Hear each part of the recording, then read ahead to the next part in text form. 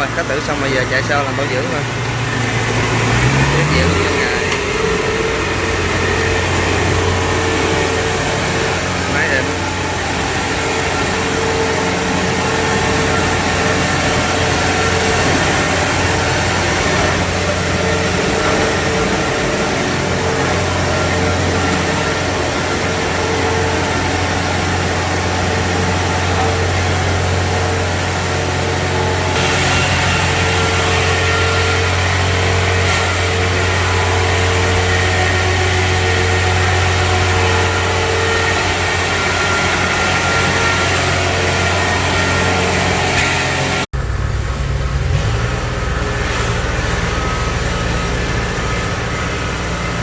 Hư một con lăn ở đây bị chất lỏng đạn, vẫn lấy sử dụng lăn cũ lại,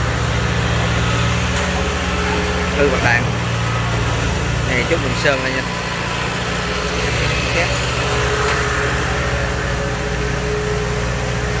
Số này chắc phải làm số không đẹp.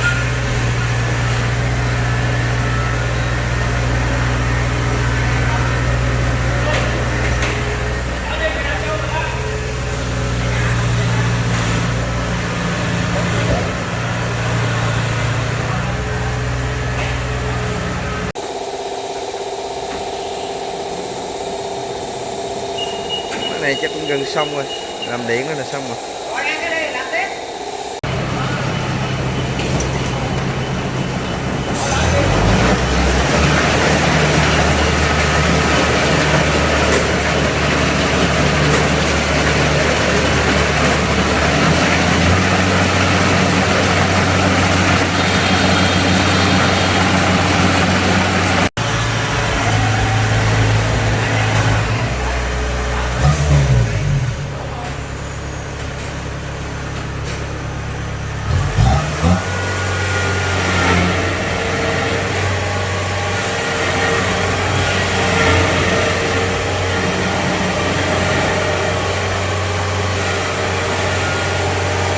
Mình khuyến mãi một cọng xích mới bên trái nè, xích mới gai thấp, bên xích bên kia là gai thấp luôn để cho nó đồng.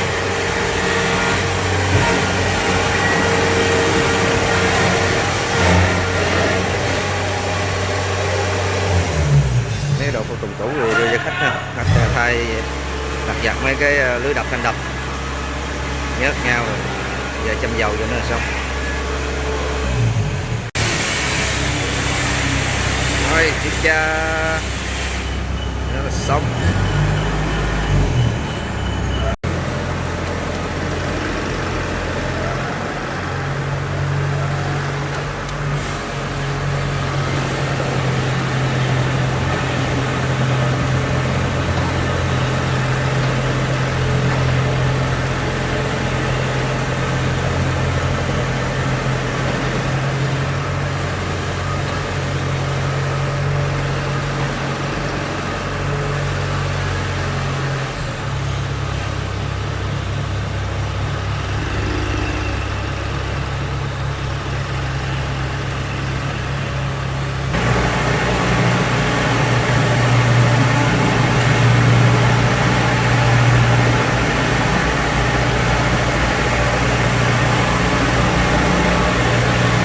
Đậu ra trước để đợi xe lên.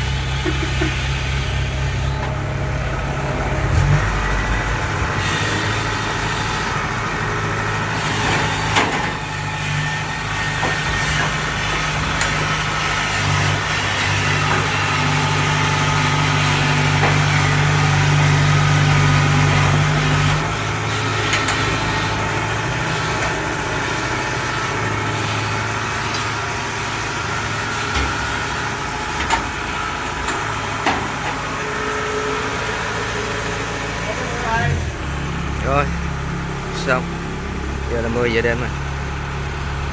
Rồi cảm ơn mọi người nha.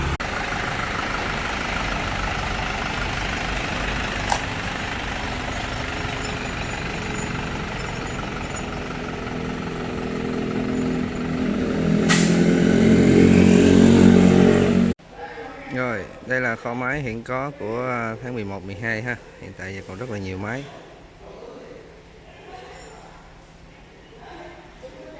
Ở phía đây mình có để đây nữa, với lại phía sau.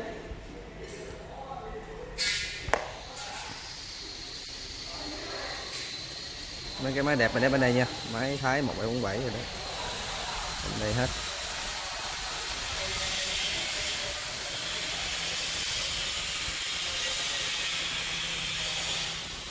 Như mấy chiếc này đây, máy đẹp này. Đó. Những máy thường mình để bên đây nha.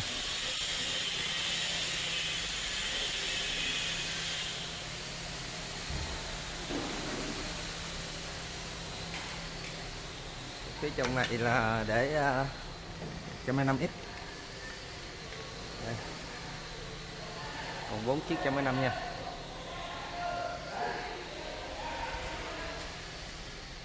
Chiếc này chiếc DC95.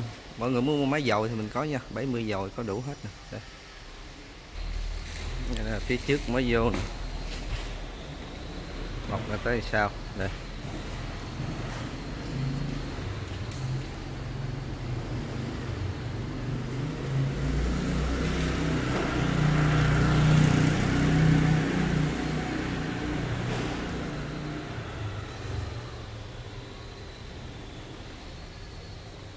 Đây thì mình để mấy chiếc 6040 với lại mấy chiếc 7040, một chiếc phía đó với một chiếc phía sau nữa.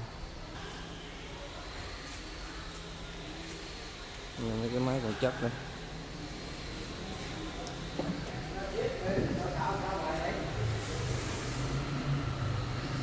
Này là quay tổng quát nguyên kho nha mọi người.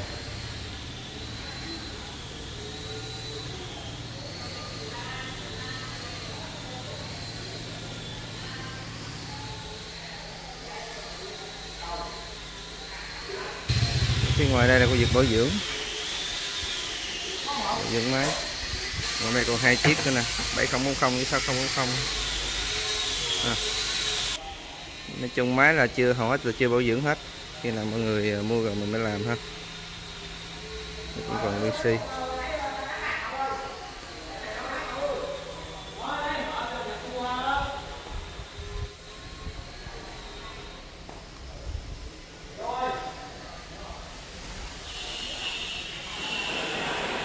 Để ra chiếc quay máy càng trước ha. Ở phía trước này thì mình để một số cái máy, 2 máy mới 4018 của Thái nguyên chiếc á. Này máy mới 100% nhập từ Thái luôn.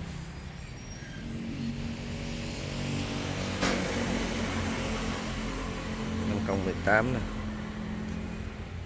Với lại 4708. 6040 thì mình còn nhiều lắm. 5-6 chiếc nữa. Assay 1540 ha.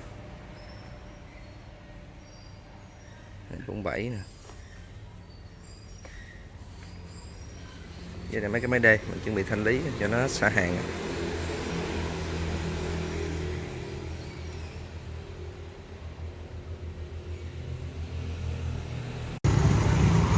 Rồi chào mọi người, bữa nay về thêm một container, 2 container chứ, của máy gạch và điện hợp, có tổng cộng 6 chiếc á. Máy này chất lượng 90% hết nha.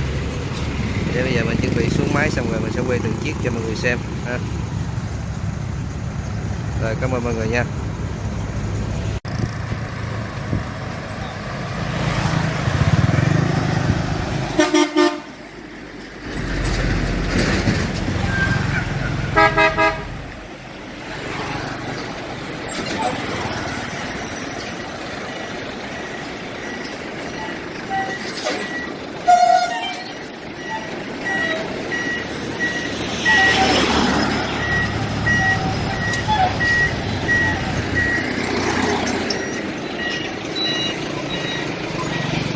Bơm lên.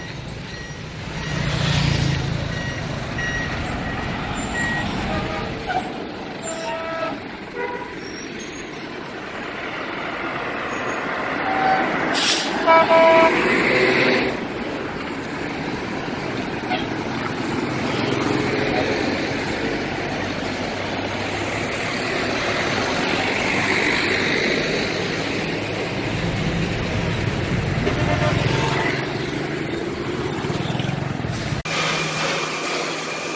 chào mọi người nha. Hiện tại giờ đang vệ sinh mấy cái máy này xíu.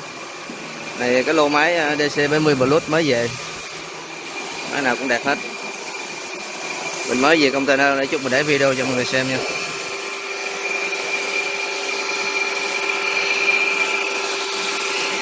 Con máy nè. 95 105.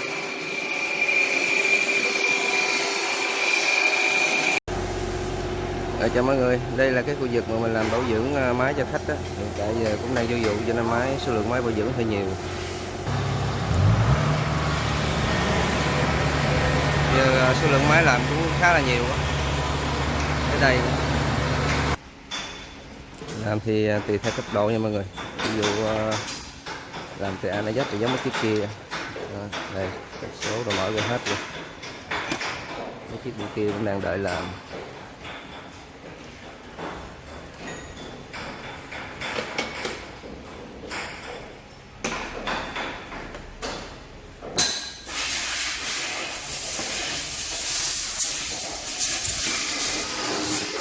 Cái này làm cũng gần xong rồi nè. Cái này thì đang làm.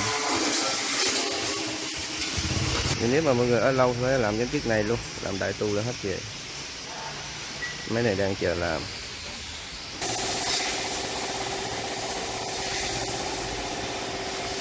Rồi, cảm ơn mọi người. Rồi, xin chào mọi người nha. Nếu mà mọi người cảm thấy thích cái kênh video của mình đó, thì ở phía đây nè sẽ có hiện cái nút đỏ đỏ, nút đăng ký á, thì mọi người nhấp vào đó là mọi người sẽ theo dõi cái kênh bán hàng của mình.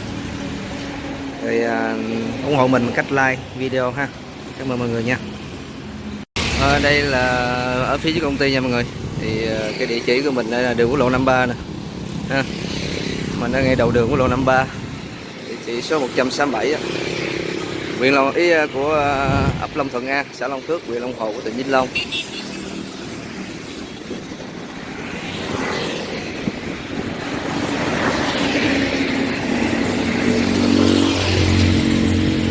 Thì mọi người muốn dễ đi hơn thì cứ gần xa xa đây có một cái chỗ, cái tòa nhà trắng trắng là cái bệnh viện đa khoa tỉnh Vĩnh Long á. Thì hỏi người ta bệnh viện đa khoa ở đâu là công ty mình cách đây có khoảng đúng cây số, qua một cái cầu me lớn nha. Cầu me lớn. Rồi cảm ơn mọi người nha.